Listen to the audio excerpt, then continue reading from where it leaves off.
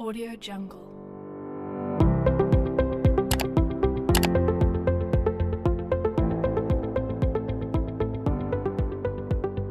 Audio Jungle.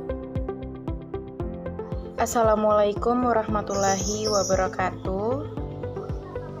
Perkenalkan, nama saya Helen Krisnawati, Stambuk A321-18046, Prodi Pendidikan Pancasila dan Kewarganegaraan, Fakultas Keguruan dan Ilmu Pendidikan, Universitas Tadulako.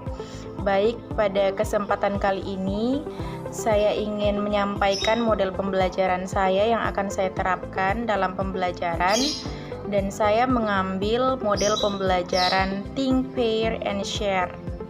Jadi dalam model pembelajaran ini langkah-langkahnya adalah yang pertama, guru itu menyampaikan inti materi dan juga kompetensi yang ingin dicapai. Kemudian yang kedua adalah peserta didik itu diminta untuk berpikir mengenai materi ataupun permasalahan yang disampaikan oleh guru. Kemudian yang ketiga adalah peserta didik itu dimintai berpasang-pasangan, jadi satu kelompok itu ada 2 orang, dan setelah itu mengutarakan hasil pemikirannya masing-masing dan dipresentasikan. Kemudian yang keempat, guru memimpin pleno kecil diskusi, jadi tiap kelompok itu mengemukakan hasil diskusinya. Kemudian yang kelima, berawal dari kegiatan tersebut, jadi guru itu mengarahkan pembicaraan ke topik permasalahan dan menambah penjelasan apabila terdapat kekurangan dari siswa tersebut dalam mempresentasi hasil diskusinya. Kemudian yang keenam, guru memberikan kesimpulan. Yang terakhir adalah penutup. Baiklah, implementasi dalam model tersebut saya akan tunjukkan. Berikut adalah model pembelajarannya. Assalamualaikum warahmatullahi wabarakatuh. Selamat pagi anak-anak semua. Jadi bagaimana kabarnya hari ini? Baik ya, alhamdulillah. Baik, Ibu sangat senang mendengar kabar kalian sehat-sehat semua. Jadi sebelum kita belajar, alangkah baiknya ketua kelas memimpin doa untuk teman-temannya. Silahkan. Baik, terima kasih ketua kelas sudah memimpin doa. Jadi ketua kelas sebentar Ibu harapkan di akhir pembelajaran memberikan catatannya ya mengenai teman-teman kalian yang tidak hadir. Nanti dikasih ke Ibu. Oke, terima kasih. Oke, hari ini anak-anakku sekalian, kita akan belajar ya mengenai bentuk-bentuk kerjasama dalam berbagai bidang kehidupan di masyarakat. Nah, sebelumnya Ibu akan memberikan kalian mengenai tujuan pembelajaran kita ataupun kompetensi yang akan kita capai pada pembelajaran kita hari ini. Jadi, yang pertama, kalian itu dapat ya mendeskripsikan bentuk-bentuk kerjasama di berbagai bidang kehidupan dalam masyarakat. Kemudian yang kedua, kalian dapat ya memahami pentingnya kerjasama dalam kehidupan bermasyarakat, berbangsa dan bernegara. Kemudian yang ketiga, kalian dapat mendeskripsikan kerjasama dalam bidang sosial politik. Kemudian yang keempat, kalian dapat mendeskripsikan kerjasama dalam bidang pertahanan dan keamanan. Dan yang terakhir adalah kalian dapat mendeskripsikan kerjasama dalam bidang kerjasama antar umat beragama. Nah, itulah tadi kompetensi yang akan kita capai hari ini, dan Ibu harap semoga tujuan pembelajaran tersebut dapat kita capai ya hari ini. Dan Ibu mohon kerjasama kalian agar pembelajaran kita dapat terlaksanakan dengan baik dan lancar. Baiklah, jadi Ibu akan menyampaikan materi sedikit ya, pengantar sedikit untuk kalian sebagai bahan kalian untuk sebentar diskusi. ya. Nah, jadi kita akan belajar mengenai kerjasama dalam berbagai bidang kehidupan. Jadi untuk itu kita harus tahu dulu ya apa itu kerjasama. Nah, kerjasama itu merupakan suatu kegiatan ataupun usaha yang dilakukan oleh dua orang atau lebih untuk mencapai suatu tujuan. Nah, jika tidak dikerjakan oleh dua orang, maka kerjasama tersebut tidak akan tercapai. Jadi dibutuhkannya kerjasama. Kemudian latar belakang mengenai munculnya kerjasama itu sendiri karena ada dua ya. Yang pertama karena manusia itu sebagai makhluk sosial yang tidak dapat hidup sendiri dan membutuhkan orang lain. Kemudian yang kedua, manusia itu dapat hidup sewajarnya ya apabila dapat bekerja sama. Kemudian arti penting kerjasama itu sendiri. Jadi kerjasama itu memang sangat-sangat penting ya kita terapkan dalam kehidupan kita sehari-hari karena kita merupakan makhluk sosial yang tidak bisa hidup sendiri, maka arti penting itu sendiri sangat berkaitan erat dengan persatuan dan kesatuan ya, persatuan dan kesatuan bangsa. Nah, selain itu juga arti penting kerjasama itu sendiri adalah mempererat persaudaraan ya, mempererat persaudaraan, kemudian menjadikan pekerjaan yang berat menjadi ringan ya, dalam waktu yang cepat pekerjaan dapat terselesaikan, kemudian meningkatkan efektivitas dan efisiensi dalam bekerja, serta mendorong timbulnya gotong royong di antara masyarakat.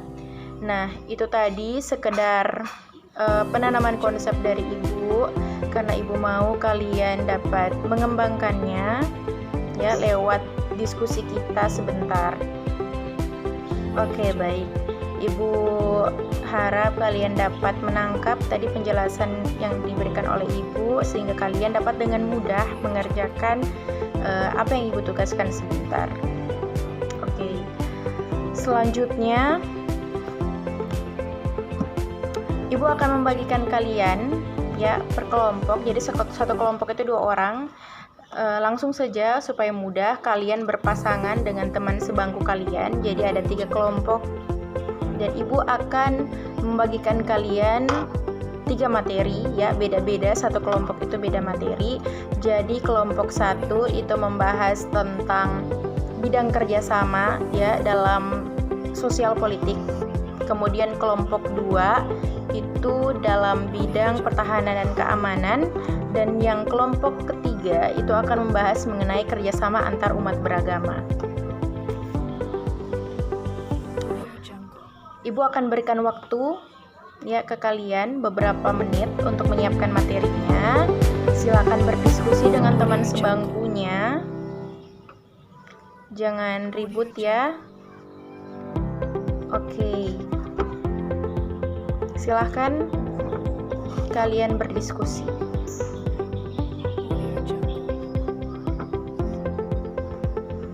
Oke, baiklah. Tadi waktunya sudah selesai kalian berdiskusi. Dan dimulai dari kelompok 1. Silahkan perwakilan kelompoknya berdiri di tempat duduknya saja masing-masing. Silakan perwakilan kelompok 1 mengutarakan hasil diskusinya. Tadi kerjasama dalam bidang sosial politik ya? Oh iya. Oke, silakan.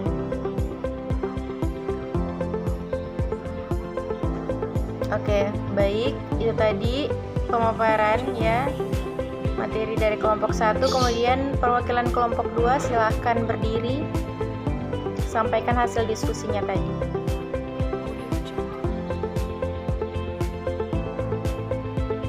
Oke, baik. Kemudian kelompok terakhir, kelompok 3, silakan.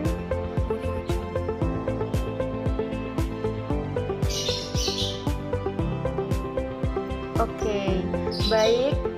Ibu sangat apresiasi tadi penjelasan kalian dari masing-masing kelompok, dan Ibu rasa itu sudah mewakili ya, sudah sangat-sangat menggambarkan pembelajaran kita hari ini karena kalian sudah dapat mendeskripsikan bentuk-bentuk kerjasama yang ada dalam masyarakat, baik dalam bidang sosial politik, ya, kemudian pertahanan keamanan, dan yang terakhir kerjasama antar umat beragama.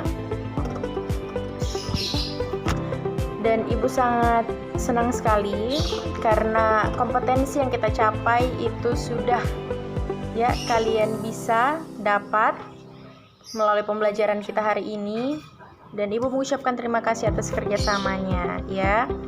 Oke, dan sekarang Ibu akan memberikan kesimpulan, ya, mengenai pembelajaran kita hari ini. Jadi tadi kita kan sudah belajar mengenai bentuk-bentuk kerjasama dalam berbagai bidang kehidupan di masyarakat. Yang pertama tadi definisi dari kerjasama. Tadi kita sudah sama-sama, ya, mendengar bahwa kerjasama itu merupakan usaha ataupun kegiatan yang dilakukan oleh dua orang atau lebih untuk mencapai suatu tujuan. Kemudian arti penting kerjasama, jadi sangat-sangat terkait, ya, dengan persatuan dan kesatuan. Kemudian banyak sekali arti penting lainnya. Yang pertama misalnya menimbulkan sifat gotong royong, kemudian rasa persaudaraan semakin erat, kemudian meningkatkan efektivitas dan efisiensi dalam bekerja, serta menjadikan pekerjaan yang berat tadi menjadi ringan. Nah, dan yang terakhir tadi mengenai bidang-bidang kerjasamanya. Yang pertama pertahanan dan keamanan, ya. Jadi kerjasama dalam bidang pertahanan dan keamanan itu sangat kita bisa lihat dalam pasal 30 ayat 1 dan 27 ayat 3 mengenai usaha kita, pembelaan kita terhadap negara, yaitu bela negara, ya, dalam bidang pertahanan keamanan. Dan bela negara ini merupakan sikap mental yang harus kita pupuk dari sejak dini, ya, untuk ikut serta dalam usaha pertahanan dan keamanan negara. Kemudian dalam bidang sosial politik itu sangat kita bisa lihat dalam sila keempat Pancasila, yaitu kerakyatan yang dipimpin oleh hikmat kejaksanaan dalam permusyawaratan perwakilan. Kemudian bagaimana itu semangat bermusyawarah, ya. Sosial politik kita sangat bisa dilihat dari kegiatan bermusyawarah tadi. Kemudian dalam kerjasama antar umat beragama itu sangat bisa dilihat dalam pasal 29 ayat 2 mengenai penjaminan kemerdekaan tiap-tiap penduduk untuk memeluk agamanya masing-masing, ya. Itu sangat tertuang dalam konstitusi kita. Dan bagaimana kita bisa saling menghormati antar umat beda agama maupun yang seagama, kemudian saling menghormati antara hak dan kewajiban umat beragama. Baik, Ibu kira sudah cukup pembelajaran kita hari ini. Semoga kalian dapat mengambil manfaat. Ibu mengucapkan terima kasih sebanyak-banyaknya atas perhatian kalian, dan memohon maaf jika selama pembelajaran terdapat kata yang kurang berkenan di hati anak-anakku sekalian. Jadi Ibu akhiri, wassalamualaikum